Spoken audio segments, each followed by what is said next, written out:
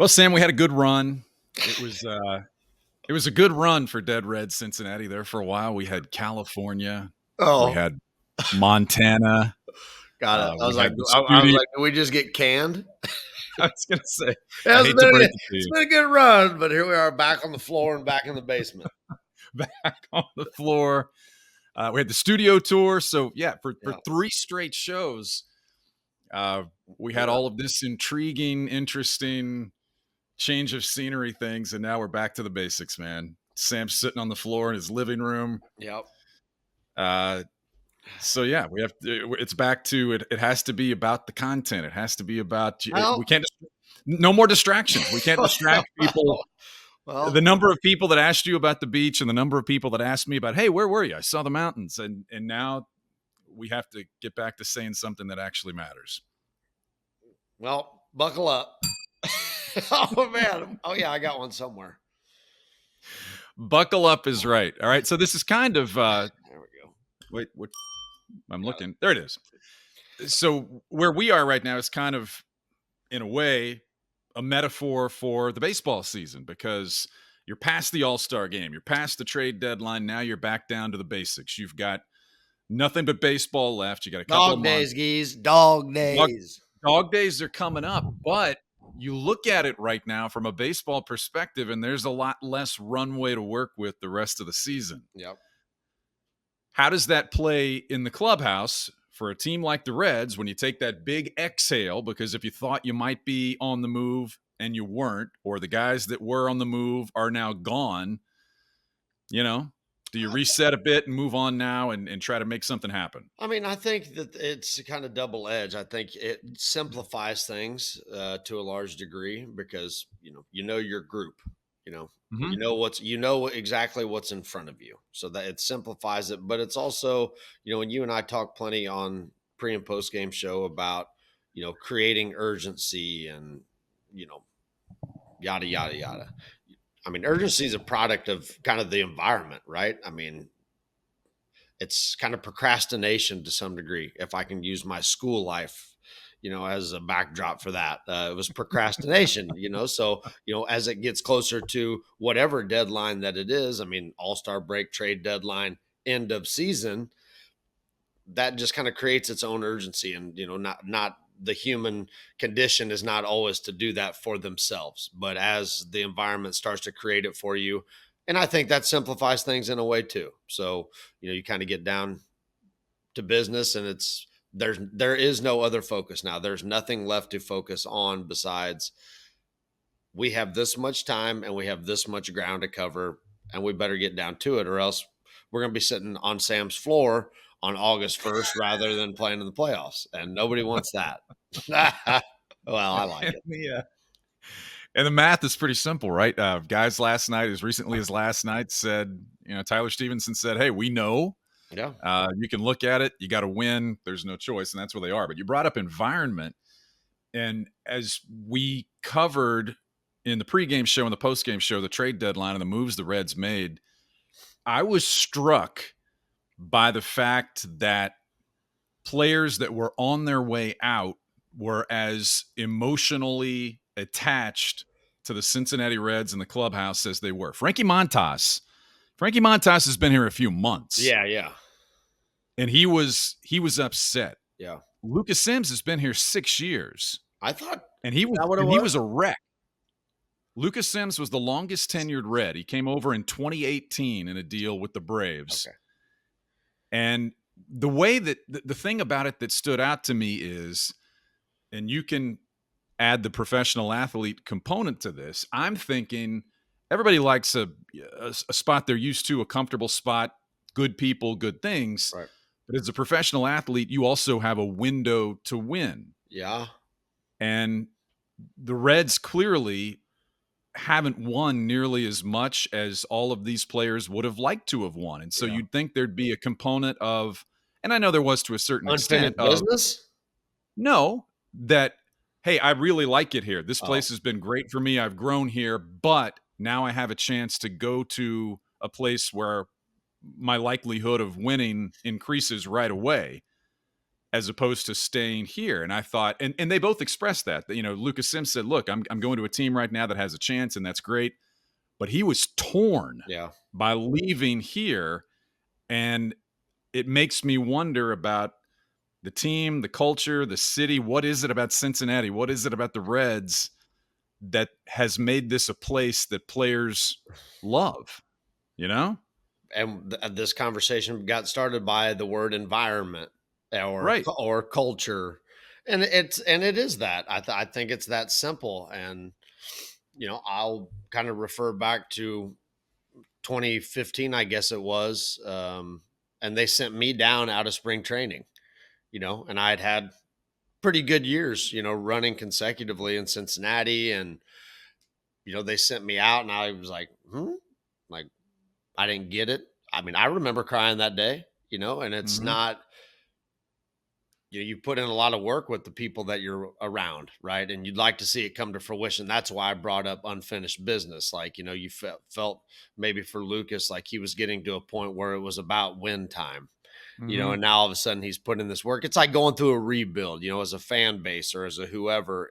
And then, you see the light at the end of the tunnel and you're out of it, but it's also the relationships that you've made along the way. I mean, they become important. I mean, Frankie even said it. He's like, I know I've only been here a few months, but I've spent more time with these guys than I spend with my family. I mean, it's absolutely true. Um, so you get used to being around these guys, and you don't know what the grass looks like for Lucas Sims at Fenway Park. There's a wall, there's a big wall there, but the grass isn't always greener type of deal. And Mhm. you're going to go into a clubhouse with guys that, yeah, he's played against this year, but he doesn't know them. And there's, a little bit of an unknown. And as ball players, it's always control the controllables and the process and all that stuff. And known variables, unknown variables start to scare you because they're uncontrollable. Mhm. So I think that's part of it too. But I think that, we were kind of talking before we came on here, Lindsay saying, Sam, you're on the floor hung over, and like it humanizes it, so you get to see these guys, and it like humanizes, Right. what's the element of what's going on personally, professionally, and all those things come together. And as fans or media or whatever it is, we watch that unfold. And you have to be empathetic with that, I think, or sympathetic, or whatever pathetic it is. I'm just Yeah. plain pathetic. But Well, listen, I'm having a whale of a time. I know. But before we move on from that, just to say that Was that kind of what we were getting to? I mean, did I yeah, miss did I but miss I the like boat? no, no, no, but I was getting more to the mix of personalities and people that have now been here for an extended period of time, in addition to the environment of the city and the ballpark and the fact that we think this is a good place to live and a good place to work. But guys aren't anxious to leave, even what might be considered professionally a better opportunity. They're not anxious to leave. And on some level, that speaks to some of the things that have been gotten right here Yeah. with Yes. assembling the clubhouse or the Yes. personalities in the clubhouse. On some level, it does. Now, you go back to the fact that Joey Votto said once when he was getting all the questions about, man, what a great group of guys. You guys seem to have great chemistry. What a great clubhouse. And he said, look, I've been in a lot of great clubhouses that didn't win many baseball games.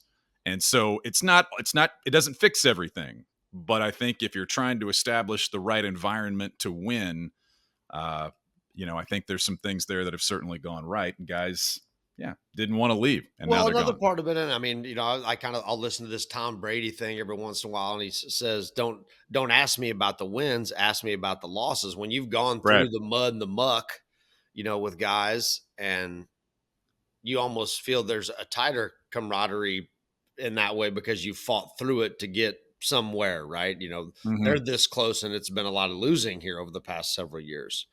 Um, Hmm. so you want to see all that work pay off and have the wins to show for it as well. But it is what it is. I mean, I kind of said it's part of it. It's a profession as much as, it's hard to perceive that from the outside world. Like it's Hmm. a profession, and you've got to be professional about it. So these guys will. And from the Red standpoint, they've showed up and played a couple pretty good ball games here recently in the wake of it. Yep. Yeah, they have. All right, let's move on. Um, We touched on this in the post game show. Thank you. So now the state of the Reds, as you see it post deadline, in that they didn't add a ton, Ty France, Yep. but as you saw it, or as you put it on the post game show, didn't drastically alter the makeup of the team. How do you see it now the rest of the way in terms of what they may or may not do, or how it may or may not feel? Um, my whole thing was I didn't feel, with respect to the guys that got traded, because I love Frankie and I thought Lucas frustrated me for the better part of the last several years because I just thought he had so much more in the tank to be better, and he was good.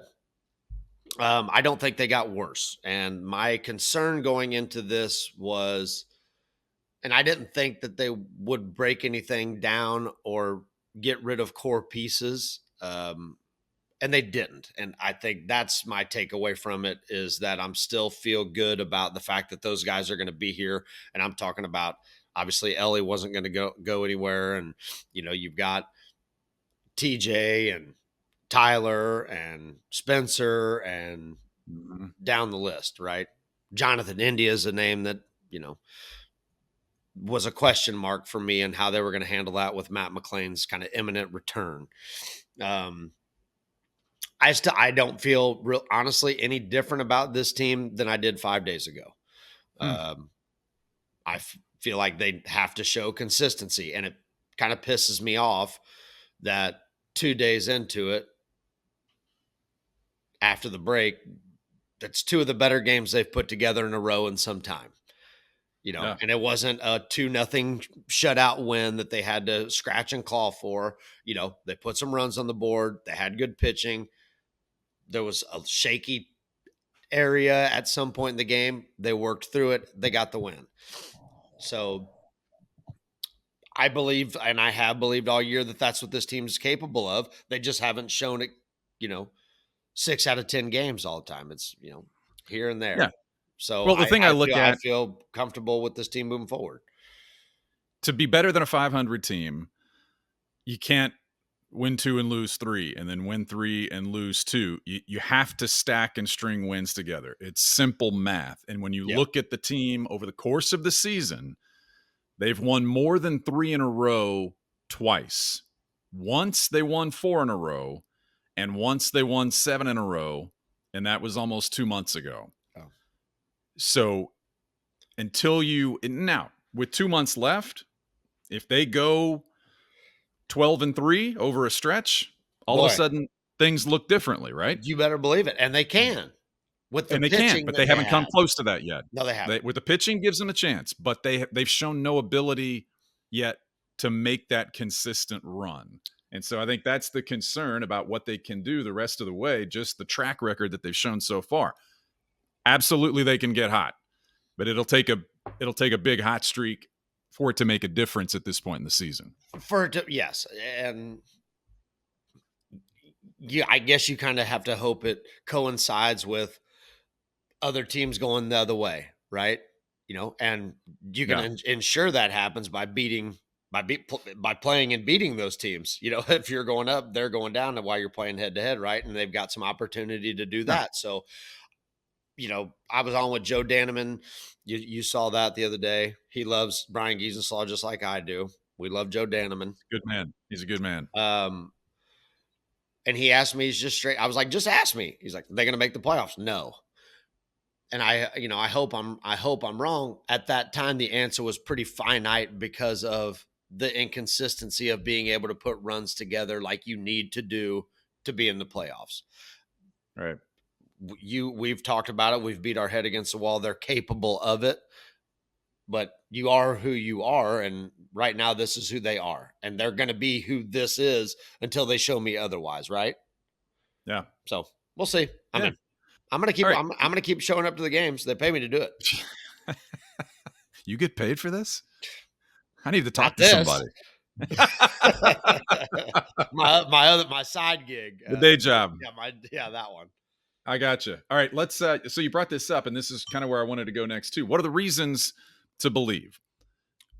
I'll give you 2 reasons. One, you said pitching. And we've seen not only several people on the staff, be that individually, collectively, they've been good, but to single somebody out, Hunter Green looks like now the player that wants to be the man, Yeah, he and does. he's pitching like the man He is. right now. He's gonna He only win. gets a shot once every 5 days, but right now, he's taken that upon his shoulders and wearing that across his chest that Yep. basically says, "I'm the guy, and you're not gonna win today." Which We've is waited for that and hoped for that for a number of these guys, and he's still young. yeah. But right now, at this point in this season, based on the last 5, 6 weeks, he's there right He's the now. guy, right? I mean, Yeah. and I've, been outspoken in saying I think it's Nick Lodolo, now and into the future. But Mhm. for as far as ebb and flow goes, Nick is, I won't say regressed. Obviously, there's been injury involved with him, but Hunter has taken the mantle for sure. Yeah. He's the win day guy. When his turn around comes in the rotation, you feel like you need to win that game. And he's got a .75 ERA in the month, and I think like one win. Like he Yeah. should have stuck as a two-way player, man. Like keep hitting because nobody else is when you're pitching. Like I mean, he should realistically have 12 or 13 wins this year. He's got like five. I don't know what it is. I didn't do my homework, but yeah, he's pitched outstanding, and I think that this is, and as we mentioned dog days, worst shooter, but as we mentioned dog days, now you may see a regression, unfortunately, from the pitching staff because of innings. You know, Andrew Abbott looked a little tired his last time out. Nick Lodolo had to grind through that one. He shouldn't be Mhm. at that point because of with his injuries this year, his innings aren't anywhere near where they need to be. He needs to keep pitching, but I'll be curious. But Hunter just looks so strong. I mean, he's such a big, strong guy that I think that he's going to be able to get through it. But this is the frustration of it that it's the pitching's going to regress, and then they're going to start scoring 6 runs a game, but giving up 7. And I don't want to predict that, but it feels imminent because they've wasted so many good pitching performances that now I feel like they're going to waste some offensive performances, and I hope that doesn't happen for those guys because Mhm. and for us because then we're going to have to sit on the post game show and try to explain why that happened, and I have no idea why it happened. It just happens. That's why we pay the analyst. Is all I'm saying. Another reason, TJ Friedel. TJ Friedel That's just your hit reason number. 30. That's your reason Yeah, this number is my two. second reason Okay. of my second reason of why they might have an opportunity or reasons to be optimistic is if they can keep TJ Friedel in the lineup. Yeah. TJ Friedel just recently hit 30 games on the season. Poor guy's been in and out, and I would speculate that certainly when he's been in, he's almost never been fully himself or feeling fully healthy Right. because he's coming back from an injury. You hope that he is this time with the hamstring, but swinging a bat a couple of weeks after you break your wrist, I would imagine is not ideal. Yeah. And he's been there and he's done that. So if he gets back in, we see the difference he can make. It's just one person, but when India continues to do what he has done, which is an understated story, I think, for I this think team, so. because he's playing as well as he has since he was rookie of the year, Yeah. maybe better. And you put him with a few other people and adding the intangibles of a TJ Friedel, I think that helps. I do too. And we've kind of gone after that straw that stirs the drink, etc. And I agree with you, but to to me now offensively, and we've seen him go on great runs, and he still can't carry this team. But Ellie's now the guy that I have to look at and say this team goes as far as he goes because he's their best player. Hmm. You know what I mean? So, but Yeah. I agree. I'm not disagreeing with you. I'm just kind of sidebar and the fact that TJ does a lot of things for this team. It makes the lineup look a lot longer when he's in it. But Hmm. I mean, you can see when they were playing Atlanta, the first game, I think in Tampa, they jumped out early in the game and it was number Daily Cruz. 44, right? Yeah. So Oh, sure. I think TJ compounds that for sure. Then it feels more like a 1-2 punch because while Jonathan does a great job of grinding at bats and getting on base, he's not that. There's not an electricity to him like there is with Mhm. Ellie and TJ. So I would agree with that. I mean, we think we've talked about it. I think you kind of put those two together and you've got an opportunity to really do the chaos thing. So Yeah. we'll see how they go. I mean, I think they're starting this they're into this homestand now, and I think that there's an opportunity to make it a really meaningful homestand and kind of put some of this stuff on the back burner and keep the fan base engaged. Yeah. Better equipped with Friedel than without Friedel. Amen to that. Time now for Five and Dive, Sam. Five and Dive. Let's blow through Five and Dive. Okay. We're looking at the standings right now, post trade deadline, and kind of what we can expect. So I'm going to throw 5 things at you. All right, I'm going to look at it. Number 1, Yep. even though we don't watch as much, we certainly watch the Well, Reds. you'd And be don't see as much. surprised. The kid watches some stuff. You can multitask. I'm watching. I'm looking at the standings right now.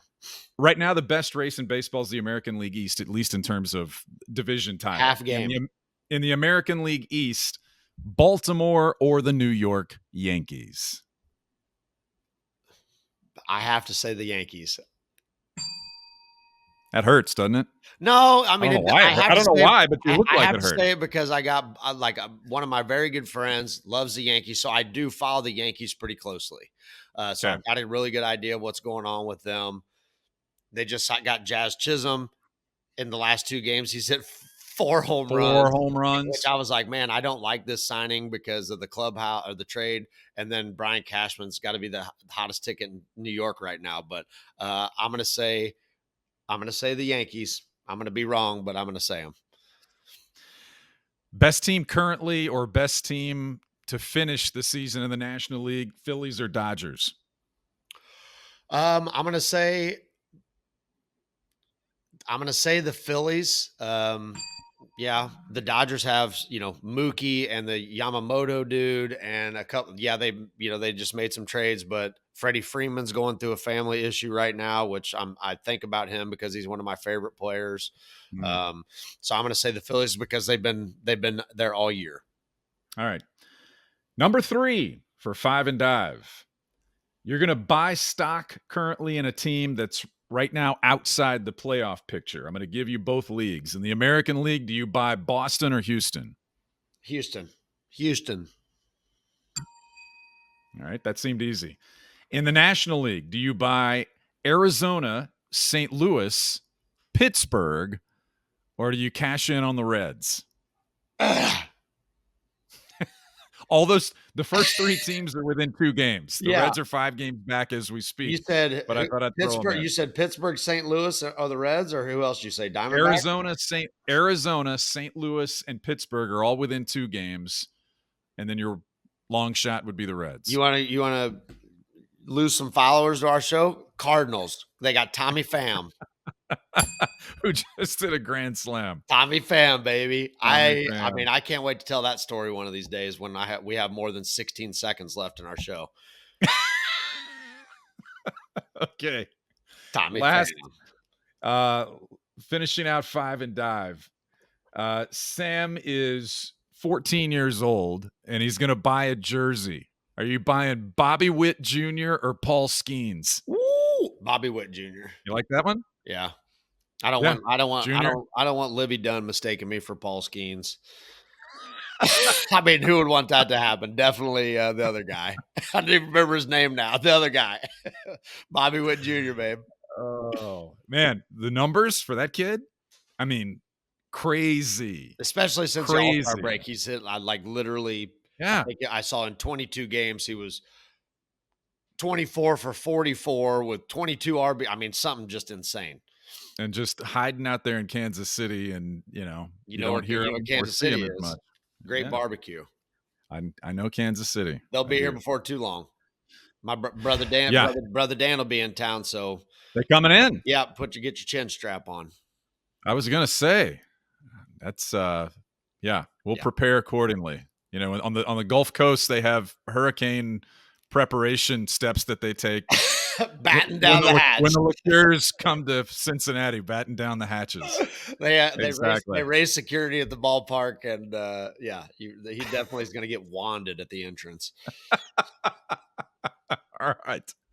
Why don't we audible here, and why Yeah, don't you this go is ahead and it. just tell people what they need to do? This is the unstructured version. Well, if you can like this, if you do, yeah, do like, subscribe. You see on the bottom part of the screen, there's all kinds of different thing. I see Spotify, iHeart, Mhm. maybe an Amazon something or other. You go there, you like it, leave a comment, subscribe to it. I think it's supposed to be important, from what Yeah. I'm told. So tell us how much you like us and how good looking we are, and tune in next week, and maybe I'll tell the Tommy Pham story. Ooh, that's I a like that. tease. Maybe we'll get Tommy Pham on here. That would be intense. Now you've got a thought. I That's a like winner. that thought because All right. he'd scare me. All right, yeah, we're supposed to shut up.